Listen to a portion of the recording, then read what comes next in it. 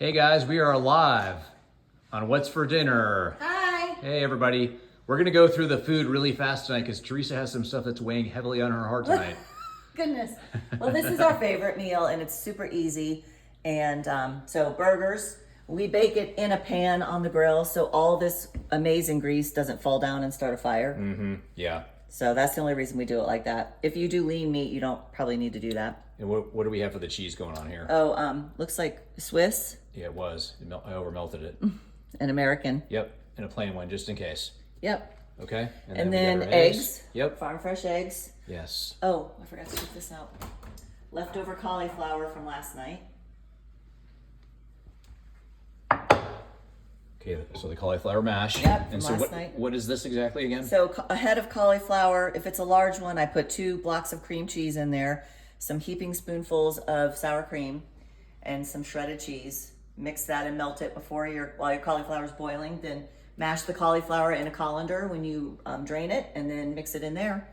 Layer it with more cheese, onion, and bacon. It's good. And we have taken it to people's houses for like different events and whatnot, and they think it's mashed potatoes every time. Yes. I just had someone say they followed the recipe. She was new to me, but her family was walking around, so she cut up a potato and threw it in there too. She said no one said a word. It was so good. Wow. So, Yum. Okay. and then we have a little bit of bacon left over, cold bacon. Yep. We found some shrimp in the fridge. We sure did. And some cocktail sauce, but we got a special kind of cocktail. It's the Primal Kitchen, so Just unsweetened. yeah, no sugar in there. All right. And then an avocado and onion and tomato. and then what's for dessert over here? Oh my gosh. I came home and this is sitting on my counter. This is disgusting. So I just want to say, if any of you think that this is real food, we have to talk. This is not real food, but my one son, who's an addict, and his girlfriend brought it back. So they paid $8 for this plus a little thing of milk to eat it with. This is not real food. This is going to lead you down the path of insulin resistance or diabetes. And remember, diabetes is a late marker of disease. If you get diagnosed with diabetes, which the standard of care for corporate medicine is a hemoglobin A1C test of 5.7 to 6.4 is prediabetes, 6.5 and above is full-blown diabetes. If you get diagnosed with either one of those, you have been sick, metabolically speaking, for about 15 years. So you don't want to wait for them to diagnose you. You want to do something now. So you can look at your A1C, but I've done case studies on Facebook. So for YouTube, case studies, your A1C could be 5.0, which for me even is pretty good. Okay, 5.0. But I've had people's fasting insulin at 38.6. I want it under 5. So with an insulin of that, I don't have to calculate anything. You've got insulin resistance if you are fasting. But you can go online and pull up HOMA-IR, HOMAIR, and you plug in fasting glucose and a fasting insulin, and it will tell you your HOMA-IR score, which will tell you how insulin resistant you are. You can do your waist to height ratio. Again, Google waist to height ratio. You want your waist to be less than half of your height. So you put in your height, you put in your waist measurement, you want it to be less than 0.5. If it's bigger than that, you have the start of insulin resistance. You can look at your triglycerides and HDL. You want to divide triglycerides by HDL and you want it 1.5 or below. If it's higher than that, you have insulin resistance. There's degrees, of course, but while you're waiting for your expert provider to diagnose you with diabetes because of an A1C, you're going to be sick by the time it gets there. Wow. So again, diabetes is like late stage. Late. Like they've missed it for probably 5, 7, 10 years, if not It more. means your body for 10 or 15 years has been bathing in insulin.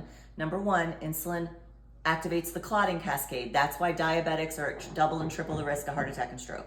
It is damaging all your vessels, your coronaries, your carotids, your arterial vessels in your legs. It is causing anxiety and depression and hypertension, blood pressure. Bad. Okay, so why is the food that we showed you tonight, like, why is it good for people who have metabolic disorders? None of this spikes your sugar. Okay. None of this protein or fat spikes your sugar. If you had this though, after you ate my food right here, all the food and the fat is going to get stored to fat and your body's going to have to burn this first.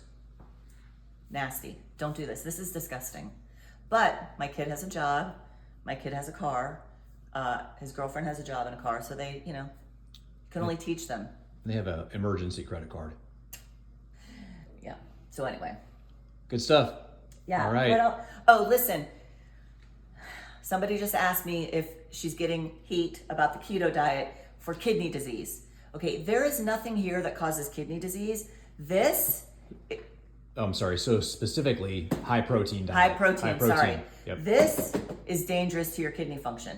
Insulin ramps up your blood pressure, which puts taxes on your kidney.